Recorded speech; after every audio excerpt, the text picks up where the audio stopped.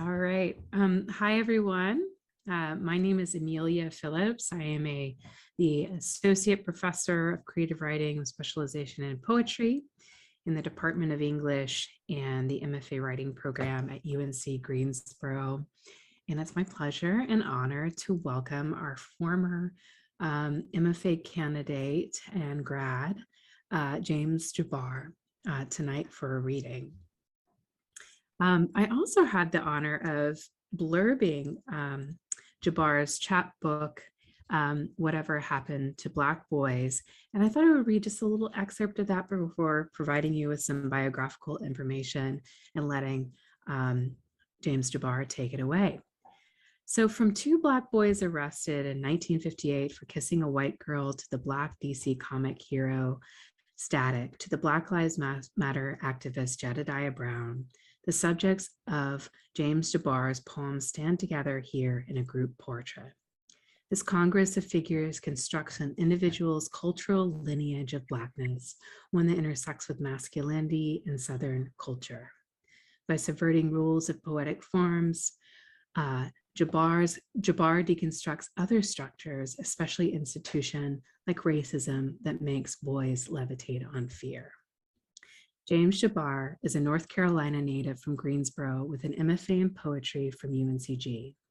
His poems have previously appeared in the Freshwater Review and Minnesota Review, along with his chapbook, Whatever Happened to Black Boys, which was published by Texas Review Press. He currently spends most of his time working as a lecturer and adjunct professor at both UNCG and Greensboro Technical Community College. So I hope you'll join me tonight in celebrating James Jabar's poetry and his wonderful reading. So welcome. Thank you. Thank you so much. Thank you, Amelia, for the introduction. Oh, also for all of your help with all of my work as well. Also, thank you to Noel for inviting me to CACE and having me and CACE for having me participate in this. Happy Black History Month, by the way. We're still in it, have a couple more days. I first wanted to start off by talking about, I guess, the origins of where this book came from, or, where it came from. Essentially, I was writing another book that Amelia already started talking about. It was about the case, the 1958 case, kissing case that happened in North Carolina and Monroe, where two boys under the age of 10 essentially were arrested for, I guess, technically it was for like rape or molestation of a white girl, but they were just playing a game. They were a bunch of kids in the neighborhood were playing a kissing game, and the parents found out. And of course, because 1958, it got changed into something else, and they got arrested. It became a very big deal, and I was actually very surprised to find out about it because there is nothing said about it in any history book or textbook. You have to go like really dig for the information. And so I kind of just went down this rabbit hole a couple of years ago. But while I was going down this rabbit hole, this book kind of came about in the midst of it before I was able to finish the other one. And I was just really entranced with, like, I don't know, encompassing all of these different like Black male voices that I kept coming across. I feel like I kept coming across all of these like Black male stories like that just can't come across my desk or like just come across my purview. And I just like would need it. Whenever I would see one, I would just need to write about it, and I sort of wrote about it in their voices. I think one thing I'm really interested in this book is sort of the fact that it is a bunch of different Black male voices speaking and not just one. I know, and me personally, I feel like, I feel like there is almost, Black masculinity has always been like a topic of conversation.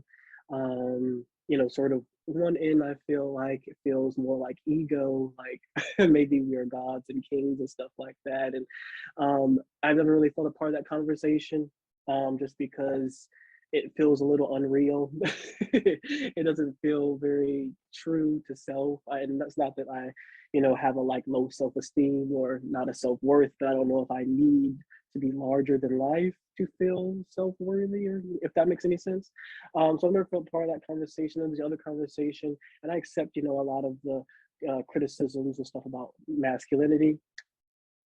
I think maybe where I sort of draw a line is probably this idea that Black masculinity inherently, there is no love that exists within it, or there is no tenderness that exists within it. So I just wanted to sort of give, I wanted to give room for a bunch of different voices speak, where it's not just maybe one Black male voice speaking for the whole group, where everybody gets to sort of share their experience, so it doesn't feel like it's just me.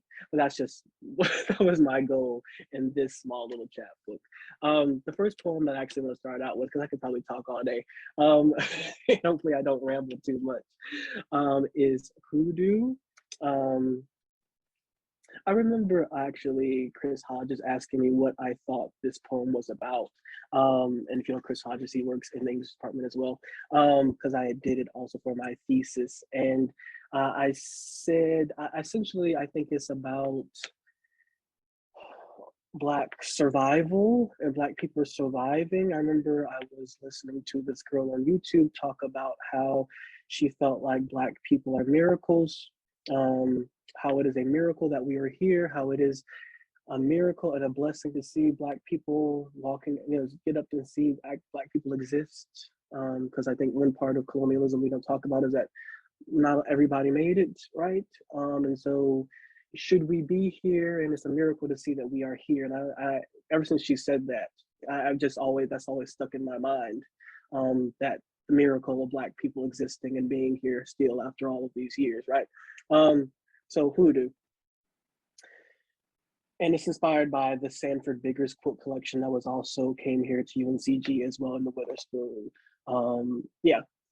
Hoodoo. When I needed a new body, I went to see Dr. Jim Jordan down in Comore, North Carolina. A new stole my old one after sundown as I was trying to make my way back home from an affair across the color line in Mitchell County. He asked me why I came, and I told him why Jesus said it served me right. So he pulled out his trick bag, his magic, his mojo, his Jomo, his Toby, his Gleegly, his jack bag and jack ball, his hand to conjure, to craft me a vessel, which he fashioned from the skin of a zebra's hide, from the scales of a snake, from the feathers of a peacock, from minstrel blood, from the dust of a cloud, from the gravel and the dirt, from the sweat of the sun. But most people don't believe me. That's just some old chicken bone folk, Negro chicken bone folk magic, they say. But then no one ever believed in Black people. Also another thing I want to say about this poem as well. I had actually, so there's a part in here. So it says, crafted from minstrel blood, and it's actually minstrel, minstrel as a minstrel show blood. I think in the book there was a decision made, I guess, to make it something more concrete and less conceptual. But I guess my original conception of minstrel show blood, right, was this idea that I also feel like is a recurring theme in the book, is that Black people can take things, or we tend to take things that are either meant to demean us, to belittle us, or even like, that are not supposed to sustain us, and we create life out of it. And I just wanted to play on that, with the minstrel, minstrel, but that is, it might not have been too as concrete of a image or a concrete of a idea or a fleshed out idea. So in the book it says something else, but that was my original idea for that. My next poem that I want to do, and I was actually thinking about this the other day as well. I was thinking about the ways in which men tend to not say "I love you," and like the actual words, especially to one another, especially black men to one another saying "I love you." And so I started thinking about it yesterday. I've actually had a whole idea for a couple poems in my head the other day about the ways in which Black men say "I love you" in different ways. That is not the actual words of "I love you" to each other. I was thinking about my uncle, who I actually get my first name from James. James Ulysses Murphy. I just remember when I was a kid, he always used to like really stress every time I would see him. You got your name for me, right? You know, you got your name for me. He always made sure I knew I got my name, my first name from him. But I feel like I didn't realize it then, but that was him saying the words without saying the words. And I was thinking about all these other different ways that men say I love you without saying I love you. And there could be a whole dissertation on that. But this poem was already kind of talking about that. The ways in which men show affection. And it's called How to Kiss a Black Boy. How do you kiss a black boy? I was born in strange hands without air, pumping through the pockets of my steel lungs. My mother set the metronome to my thumping heart, while practitioners waited on husky breaths from my father to make me whole. He paused. Never having kissed the pudgy lips of another black boy, he stood cold at first, wondering how men should kiss each other. His father never taught him. How do you kiss a boy masculine? Peach fuzz crawling in 5 o'clock shadows, endowing the upper lip. Even when it's not there, he did what he had to, shot cool shells of air behind my tongue. Breathing has never been easy. But yeah. I'm gonna keep it moving. I I think I want to go to Jedediah Brown next. Um, so Jedediah Brown, um, Jedediah Brown is an activist. I came across his story a couple years ago. It was like a string of like activist like suicides that were happening and that were really tragic. His was an attempted suicide, but he didn't, thank God, go through with it. But his story, I think a friend of his was a reporter and he wrote about his story, which I was really captivated by. He was going through a lot at the time, trying to help his kids based in Chicago, trying to help his community in Chicago, trying to also be a father, um, trying to also be deal with being in the church, but also at the same time dealing with the sexuality and all of these things. It just felt like a lot for even one person to deal with. And of course, like I was thinking about the mental health of activists and how we don't really think about that and how it really takes a toll on them. And so I decided to write about his story here. And it's called Jedediah Brown is Now Live on Facebook. He says, everything I had, I lost, too busy fighting for y'all. Heart and heart, sad face and heart and like, and like, and like, and like. Last night, I molded my bones into bullets, bathed them in a sink of my blood, and loaded them into this clock I kept under my bed for intruders, but they were never afraid of death anyway. Heart and heart, sad face and heart and like and like and like and like. Lake Michigan stares at me through my windshield. The ripples breaking the surface pop in rhythm the way Travis would laugh. I wasn't ready to be a father. The joggers rushing by don't know he lives here now. Maybe heaven sits at the bottom. Heart and heart, sad face and heart and like and heart and like and like. I tried to heal Chicago. I left wounded. I tried to help my people. No need to help me now. I tried to be a son.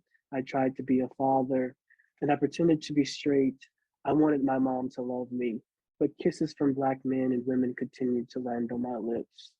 Heart and heart, sad face and heart and like and heart and like and like.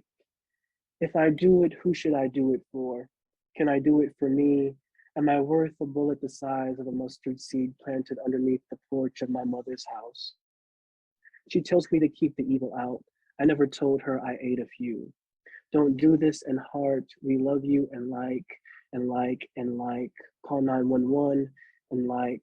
God loves you and heart. Jedediah Brown's live stream has ended. And yeah, I also sort of tried to use, of course, the the emojis that you sometimes get when you're on live on Facebook as well, to incorporate that into the poem physically. Um, yeah, the next poem, another group. So this poem, Whatever Happened to Northside, in the midst of writing, so in the midst of writing the 1958 Kissing Case, I remember I took a trip down. My dad usually invites me to like basketball games, like either Duke or something. This time it was like a high school basketball game. He asked me if I wanted to go. I said yes. And what happened was, I mean, the most egregious form of cheating I could ever had ever seen. I couldn't really believe it. I remember uh, a lot of people. I mean, people being very upset. Me myself included. I had no like. I really didn't know either of the teams that were playing. Um, but it was for the national. I think for the national championships in North Carolina. And one was considered. I remember reading up on it a little bit before that. One team was considered the underdog, and the other team was considered the favorite to win. And what happened was that the underdogs ended up about to win until they were wrongfully cheated out of the game. And I remember going back after it because a lot of people everybody left out of the stadium upset, right? And well, except for the team that won. So everybody else left out the stadium, including me and my dad. And I just remember going and trying to look up, because I know they have like highlights and stuff like that, and so you can go, like, people have quick articles they've already written. I remember looking all night, like trying to find an article that talked about what had happened, and no article had said the truth. And so I was like, well, I'm sitting here currently writing a case about a case that nobody documented that well. And this is how history sort of gets lost, right? So I was like, if I don't write about the truth, then it'll be lost and everybody will forget. And it might just seem like a basketball game, oh, it's just a basketball game. But I think that, in terms of those boys that got cheated out of the game, I think, you work hard all year for something, and you're also the underdog, and you really earned it, and then it's taken from you. And I think I just felt for them. So it's called Whatever Happened to Northside. Nobody will ever ask me what happened in the end, but just know that Northside lost. Sorry if I ruined it, but this isn't about the end, but how you get there. My father drove. We went to watch the basketball championships between Cox Mill and Northside. The color line drawn at half court, though the players remained black on both sides. My father and I sat where we less stood out. Then the game started. Black lips were animated, popcorn casualties hit the floor, drinks refilled to hydrate, keratin clogged with salt and butter. Maybe they could win, but maybe not. Every time Northside took the lead, refs blew points away with whistles and fingers, but I didn't think too much of it. Refs always make bad calls, but maybe I should have. Maybe I didn't want to. 8 seconds left, Northside had possession. They passed it from player to player until Spalding settled in the hands of a Northsider I'd seen limping onto the floor. It's over. I watched him take the three over the top of a Cox Mill behemoth. I waited for the ball to drop and thought of Mary, of how she felt as she waited for Lazarus and then again for Jesus to walk out of their tombs, the eyes begging to see God recraft his body while he fades from limbo. Swish. Every black foot was in the air, including mine. Northside restored us, made us whole. But the scoreboard hadn't changed. Cox Mill players cheered. The crowd looked around. Northside boys drove their heads into the ground. What happened? A woman sitting in front turned to me. They said he was out of bounds. The refs duck out, their hands covering their eyes and their heads low. They run past curses. Please, no questions. Kernels explode on the gym floor. This is bullshit. Y'all cheated becomes the soundtrack to an instant replay that shows the boy's foot in bounds as he takes the game winner without the win. White eyes refuse to move. Black ears are told over the intercom, if you continue, you will be escorted out of the gym. And all my father could say was, I can't stand that shit. He forgot to tell me this could happen, but I think he thought I already knew. I wanted to ask him what happens to a dream deferred, but I know he doesn't know, or at least he tries not to think about it. But maybe it deserves a kiss after it explodes. And at the end there, I'll also a note to Langston Hughes as well.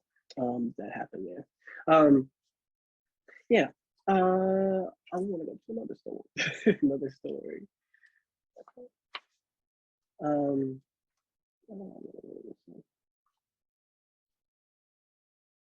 I was really inspired. I was really inspired by uh, some of Marcus Wicker. I don't remember. I think it was Amelia who introduced us to Marcus Wicker. And his love letters, and so I decided to write my own love letters. This one, a love letter to my Baltimore riot mom of the year. I don't know if anybody remembers this, but a couple of years ago, it was during the Freddie Gray incident that happened in Baltimore and the Baltimore riots. And there was this child the kids had come out and they were like throwing the rocks at the police cars as they drove by, leaving the neighborhoods and stuff like that. And it was caught on camera. The mom came out and she was hitting her son and telling him to get back in the house and stuff like that. Um, and she was sort of exalted as like the great, a great mom, for getting her son up out of there, and she kind of took her son on like I won't say a mini press tour. It felt like a mini press tour. She was going to all these different interviews, and essentially it was very like he had to apologize for his actions, right? And this during Freddie Gray has just been if anybody doesn't remember Freddie Gray, he was put in the back of a police car. His back was broken in like 20, his spine was broken like 26 places. And then they did the video of him being dumped, his lifeless body, being dumped on a gurney outside, or in front of, I guess, the ER or something like that on a gurney. And so, yeah, but the story became about the mom and the son and not Freddie. And it came about them apologizing, for his actions and behavior, which it honestly made me very upset. And I ended up looking her up later on and learning that what had happened to them, and how essentially she was promised money, book deals, if she did these shows, and how that never came, and how they kind of just used her. And so that made me more upset. So then I had to I wrote a poem about it, Love Letter to My Baltimore Riot Mom of the Year, in the voice of the kid, the boy. So it says, have you ever heard a spine sever at the neck? The day Freddie died, I thought it might sound like a yanked out of a plastic face in the wall, the cough of metal prongs unlatching from the socket, killing the electric current, with a deep breath like a child blowing out birthday candles. When I asked you about it, all you could say was, I don't know. Then maybe I should focus on something more productive like homework, so I wouldn't end up with a spine like his. So I did as you asked. The assignment for the day was mythology. Sisyphus had to keep rolling this rock up a hill only to watch it fall back down for eternity. And I wondered if he was Black, if this is why Black folks never get anywhere. If instead of rolling that same rock up the hill for the billionth time, we threw it at a police car, cracking the windshield. Would Haiti step out of the vehicle to surrender his badge? I don't know, but I picked up my rock anyway to see for myself. When you saw me, you beat me like a police officer beats a Black man for breathing, called me an embarrassment, dragged me around to every TV news station interview, to bathe yourself in the sound of white hands applauding what they wish they could have done to me, made me apologize, ask for forgiveness. And I understood why.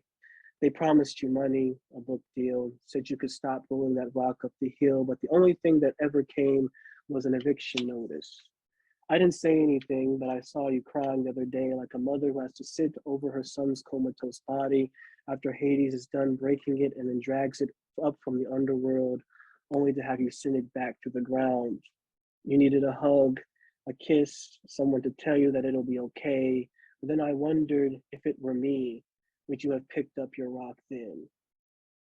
And yeah, that ending, I really wanted, I guess I wanted her to sympathize with her son a little bit more. I guess my end goal was there was every Black person sympathize with Black people who make decisions, and how they protest, right? And thinking about if it was your loved one.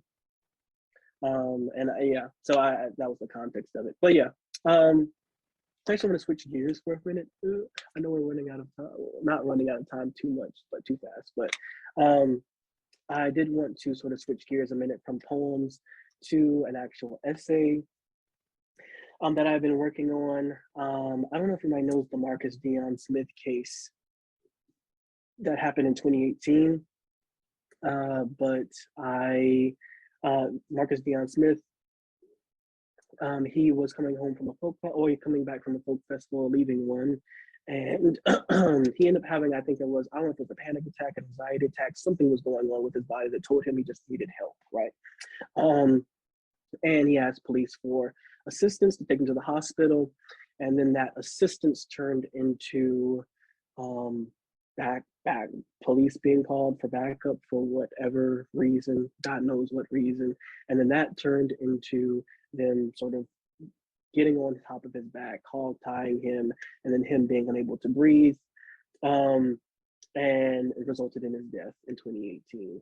I was privy of it, and then I was asked by a friend if I could meet with the family, because I guess they're looking for somebody to tell their story. And I said, of course, sure. Yeah, of course, yes, I would do that. And so I got to meet with Mr. and Mrs. Smith, and also talk to their daughter, Kim, his sister, Kim. I didn't even talk to his brother, but he apparently lives in High Point. And then what came of it was this essay that I'm about to read a couple excerpts from it. And I have, of course, not been able to successfully publish this, which is why I want to read at least a little bit and have it just out there in the ether, to say, yeah, I was doing this thing and working on this thing. I titled it The Untold Story of Marcus Dion Smith, Hashtags and Heroes. It says, or it reads, in America, wherever there are Black people, there is injustice. Greensboro is no different from any other city when it comes to racial inequality. But over the course of many years, it has always been able to sidestep confronting issues with its Black constituents that make up nearly half of the city's population. The truth is that Greensboro has always been able to hide its anti-Black racism behind HBCUs, civil rights movements, as well as statues and murals of the Greensboro Four, whose story of protesting to integrate lunch counters has become a beacon of hope for the country, for change that never truly came to pass. A city's truth is never in the stories it likes to tell, but the ones that it refuses to acknowledge. I have never personally experienced GPD violence firsthand all my years having been born and still living in the city, but this, like so many other departments across the country, they make sure their authoritarian presence is known, following you around for blocks at a time, most likely checking your tags, or to watch where you're going, especially if they view you as being on the wrong side of town. So many times I found myself reflexively fumbling to put my faculty parking pass on my rearview mirror when those Black and white metal vehicles pull up behind me, as if this marker of professionalism was actually endowed with the energy of the likes of Jon Stewart's Green Ring, as if a force field would cover me in the car for protection, as if they won't view me as a threat and leave. I always know these actions to be frivolous, but when consumed by fear, all rationale goes out of the car window as I find myself grasping for any sense of comfort because the police never were.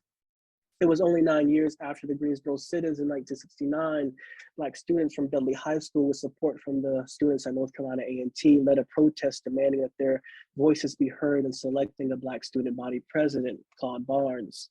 Barnes, who had fairly won his school election, was swiftly undercut by a racist school administration that sought to silence the voices of Black youth. A single march held on A&T's campus to protest the racial animosity towards Black high school students led police to respond how they always seem to respond when the oppressed demand that their civil and human rights be upheld. The altercation left one Willie Grimes shot dead by GPD, who was never a part of the protest and also never officially recognized as a police murder, much like the beginning of Marcus's own case. Soon after the news of Grimes' death, the attack on Black students by GPD was heard around the city, Black war veterans sprung into action, taking up arms to defend students against the police department and National Guard, who were called in to put an end to the protests. Law enforcement and military personnel showed little to no restraint, decorating A&T's campus with bullet holes in a very clear attempt to murder countless children. Fast forward almost 50 years later, Mary and George Smith, given their son's death at the hands of GPD, meet with city council members to discuss the murder of Marcus by the same institution that waged war on Black students without ever having to face consequences or acknowledge the harm caused by police force that still views itself as hero and protector, who saved the day by keeping Black students from taking control over their own education. 5 decades hasn't changed the police, and neither have the habitual responses from political leaders when there are calls for accountability. There were never any reparations after slavery. There were never any apologies or convictions after mass lynchings, nor were there ever plans to rebuild after the government let white mobs burn and bomb Black towns, businesses, homes, and churches. Black American story. We didn't come here for a better life. But ironically, Marcus did come to Greensboro for a chance to live out the rest of his for the best that he could. He liked to call himself Scar, but not because he liked to wear his wounds for everyone else to see, because he never wanted to forget where he came from, the name Scar being short for South Carolina.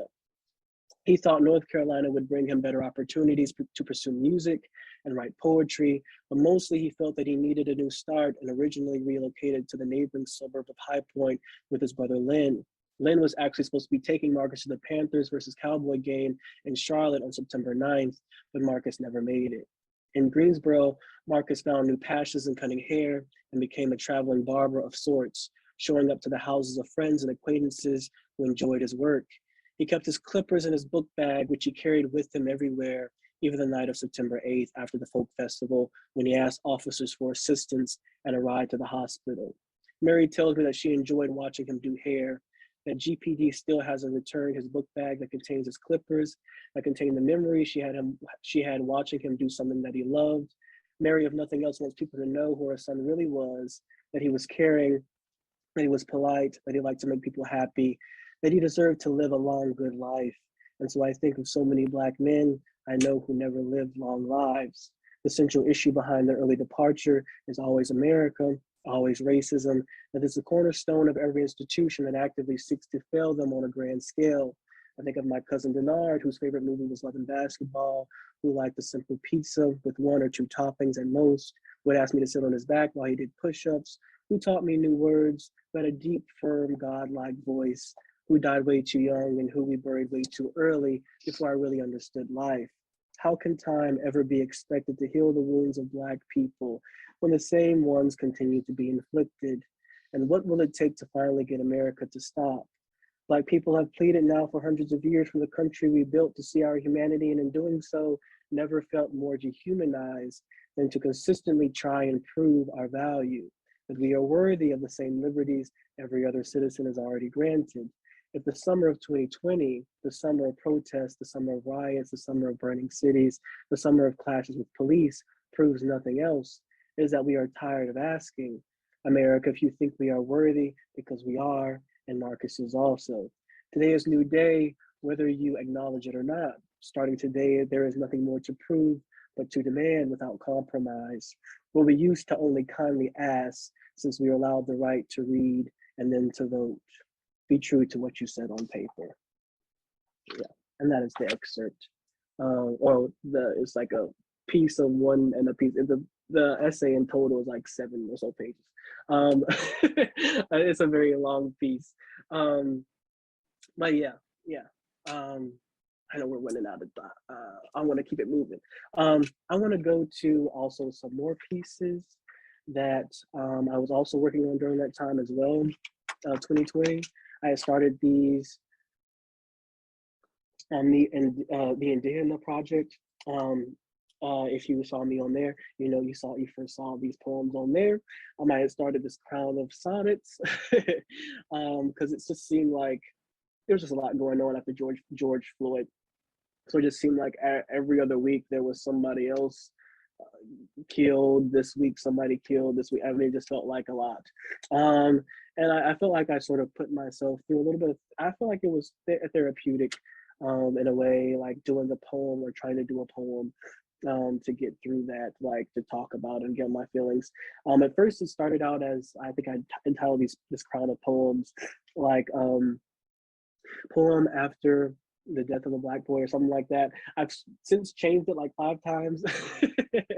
Right now, it is a song for the boys who look like me, which I kind of like the ring to it, but we'll see if it sticks. I might decide next week that I'm going to change it again. But I wanted to read like at least 3 of those really quickly. Um, a song for the boys who look like me. I wish the dead only had to die once instead of being reborn and reposted over and over, their bodies forced to jump between afterlife and internet that voted on by the living with thumbprints and hearts tattooed onto their worst moment in time.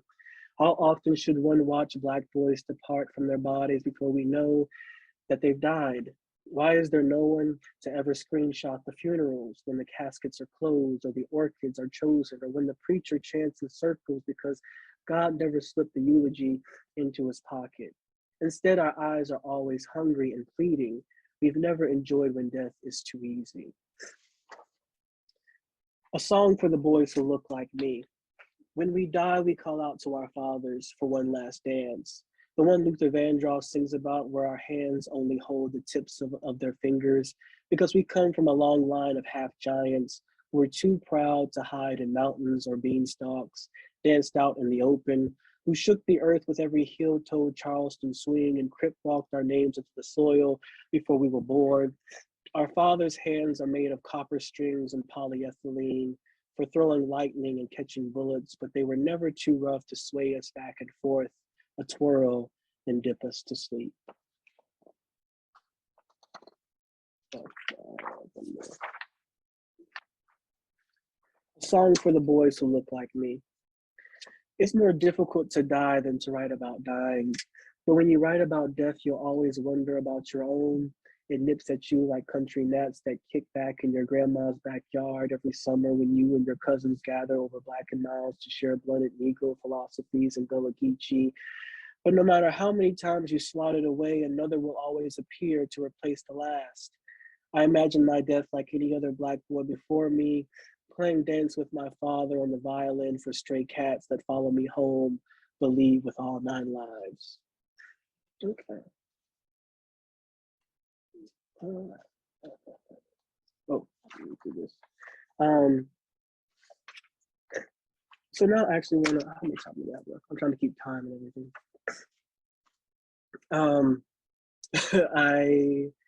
I want to actually get into some of the poems that are actually specific to the 1958 kissing case a little bit.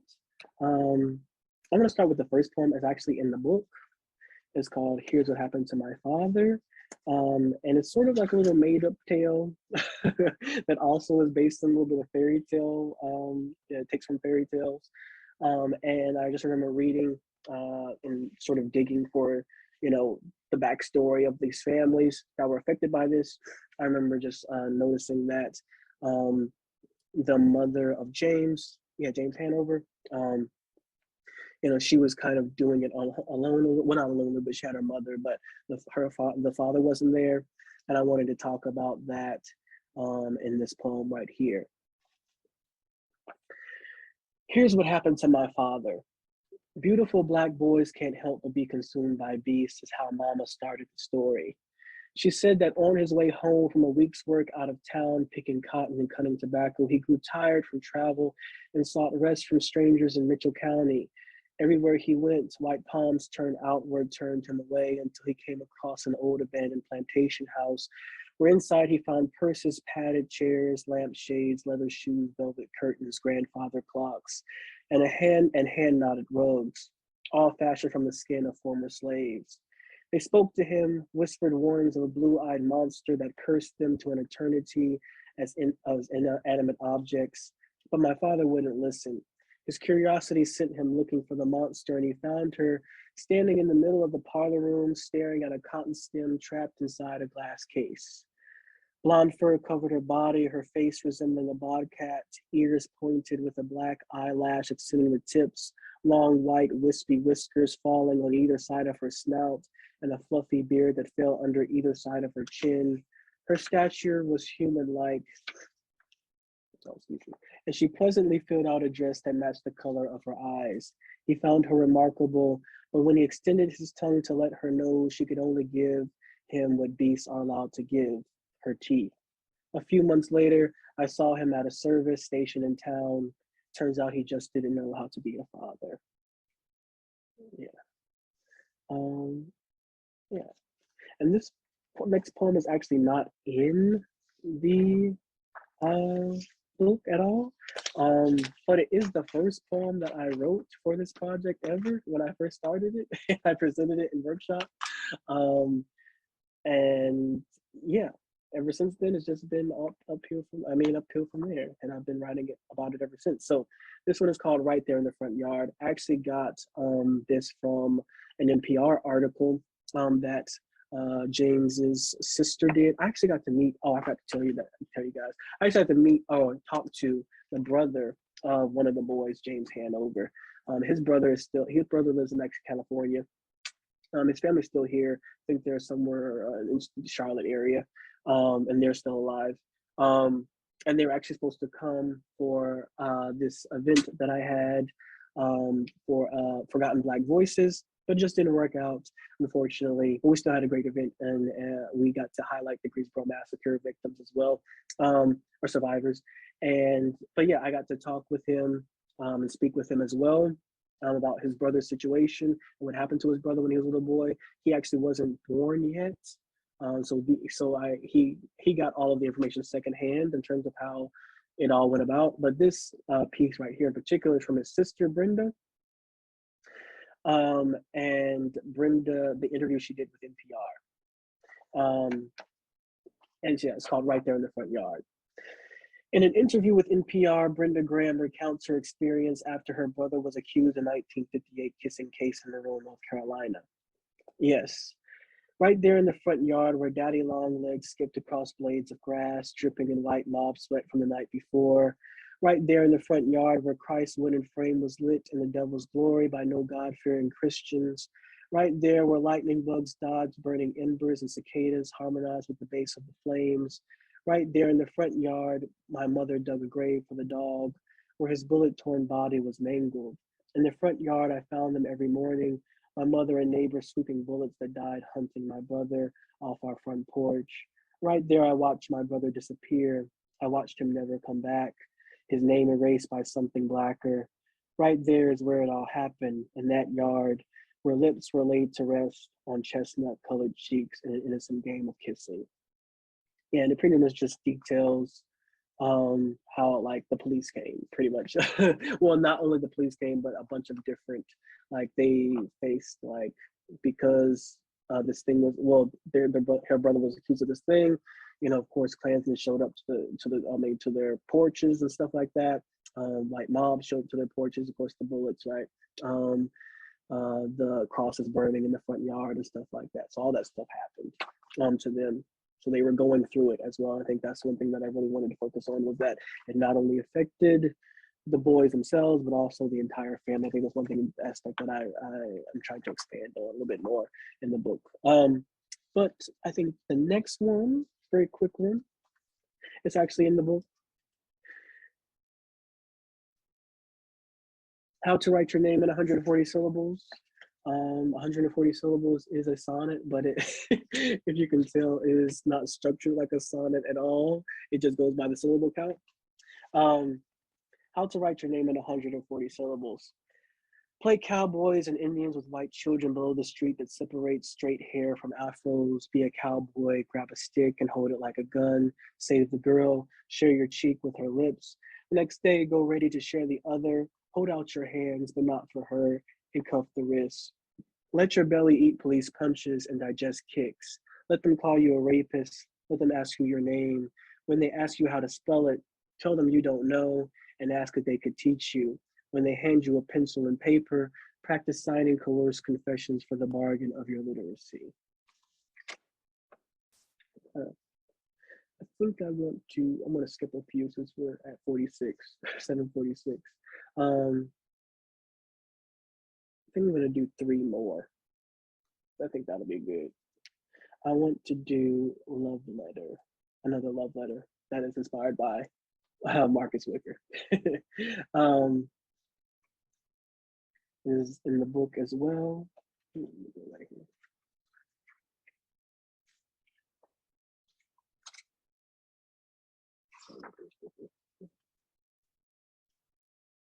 Love letter to Virgil Hawkins. Just to get a little shift.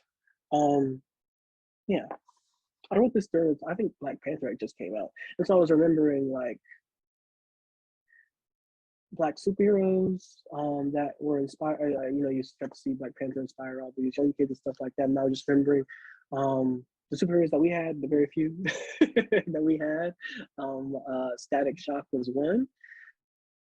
I decided to write a love letter to Virgil Hawkins. Love letter to Virgil Hawkins. They nicknamed you Static, said you were born in a cloud above Dakota City where Black folks refused to look up for fear that God would strike them down for trying to peek into heaven. But you had a strange obsession with dirt, launched yourself down in a bullet of lightning and hit your parents' front porch like a cleaver hits the gills of fish. When we met in my pajamas on my living room floor, it was months after my sister was born, but she never came from the sky, only appeared in a basket in the doorway. When I tried to hold her, her body wrapped in a purple blanket, a spark ran from the tips of my fingers. I thought God was telling me I'd gotten too close, but then I thought of you, thought maybe I was like you, that I was magnetic, that my skin would dazzle in a force field of sparkling violet electricity. But I never produced a shock of my own, though sometimes sparks would appear when I touched my father's car or the laundry my mom would make me fold. I never had a brother either, but I wished you were mine. I wish that Saturdays happened 7 times a week instead of one, that you lived down the street, that you could help me fold clothes, that you could twist my hair to lock, that you could take me to the park on your flying disc, that the distance between us wasn't the power button on my remote, that you were real. But it's okay. I know you don't feel the same, and I know superheroes don't exist. You're just the first one I saw that looked like me. Yeah. And now I think I'm gonna go to Zolly Murphy. I'm gonna go to that one.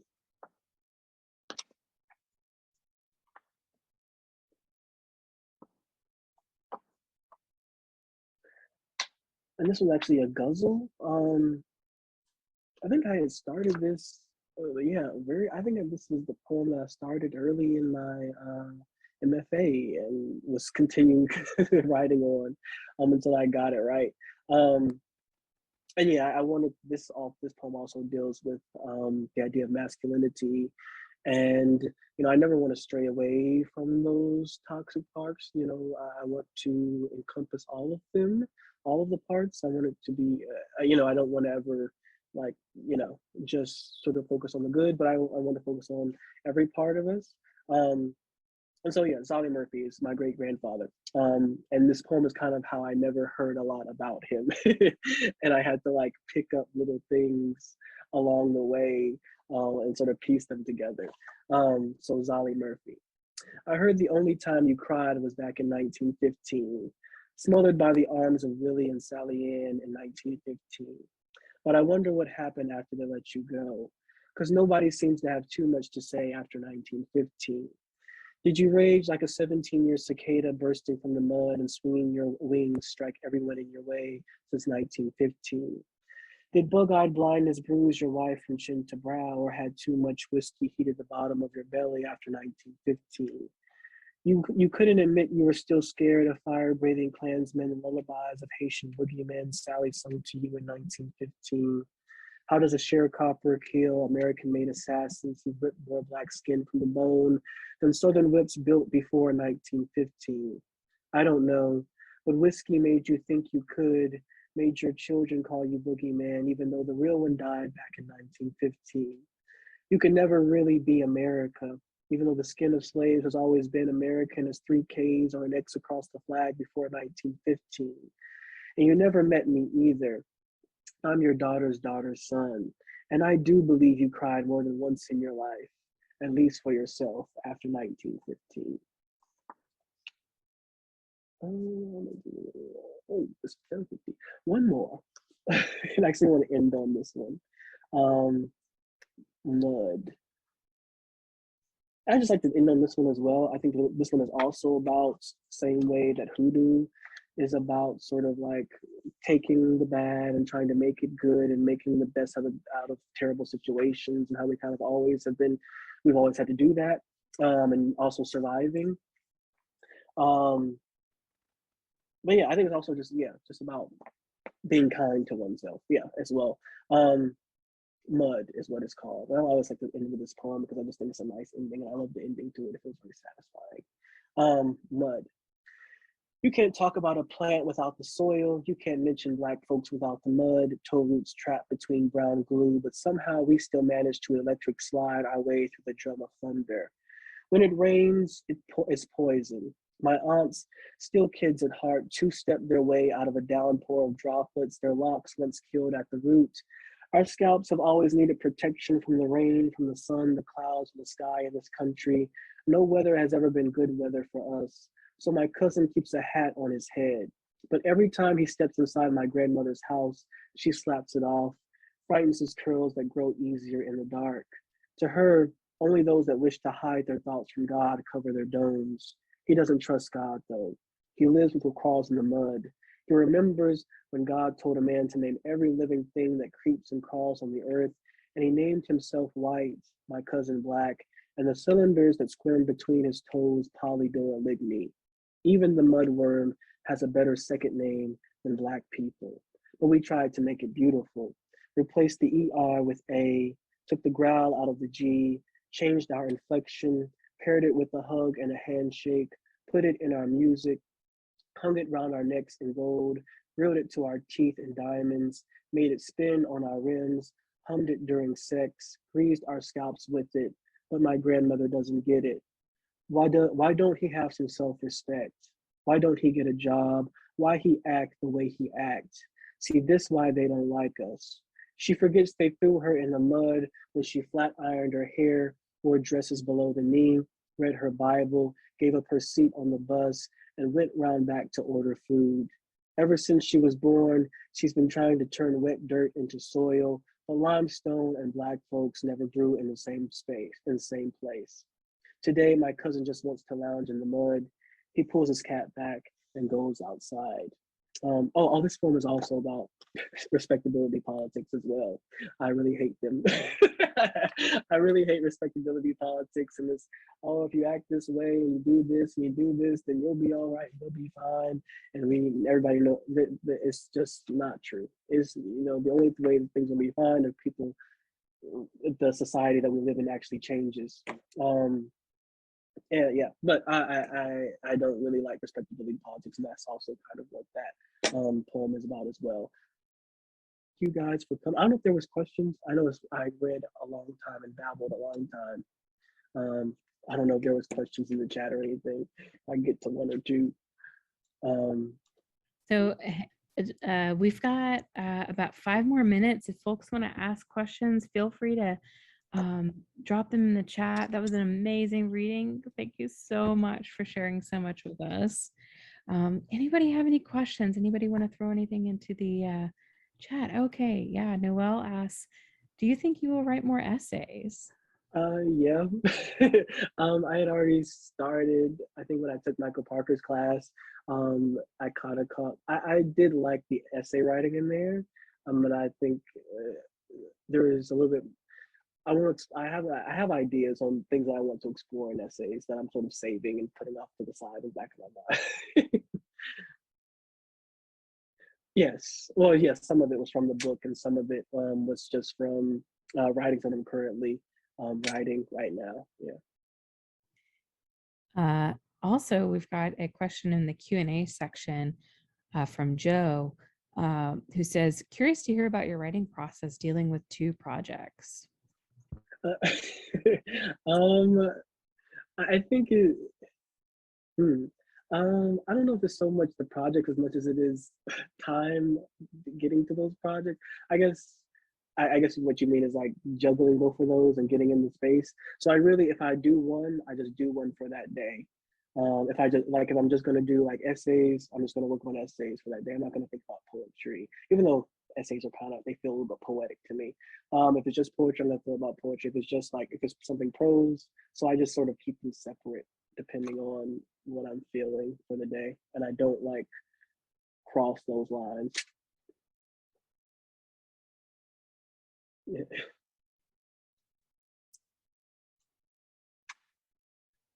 All right. Any other questions? Maybe another one. Thank you. Thank you too. All right. Well, thank you so, so much for this wonderful reading. Looks like we've got some amazing praise coming in the chat. Just know that your poems are so incredible and we're so lucky to share them with you tonight. Yes, thank you guys for having me, and thank you for listening.